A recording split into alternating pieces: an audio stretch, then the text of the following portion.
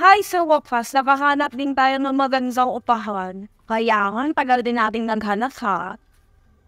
Naalala ko daw, bahay na pinainusahan, nakakatakot. Doon pa yun sa may CR, diba? Di ba may naalala mo, may biglang dumaan na babae. Kaya nga po wala yun. Pero ay, marami ko matansi kung makakalimutan yun, meron siyang kutsili sa usang kami nga dugo. May alam po ba kayong paupahan dito? Pang estudyante po. Meron ba? Alam ko pwede pa dito. Ay, oo, parang alam niya alone. Walang meeting. Ito ba? 1732? Parang ito kakasangit. Huwag tayo dito, boy. Doon na tayo. Mas mayroon pa natin kung napanood sa unahan. Ang bayan dito. Bakit mo? Doon na tayo pag-usapan. Thank you po. Bakit kaya?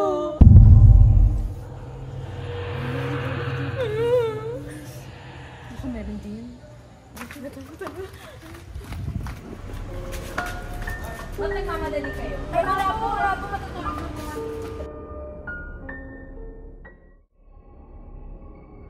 Bakit? Anong meron dun? Tapos tayo din, boy. Kasi napay ko sa akin ng noon ako. Huwag tayo dito basta sa lugar na ito pag pumunta tayo dito eh.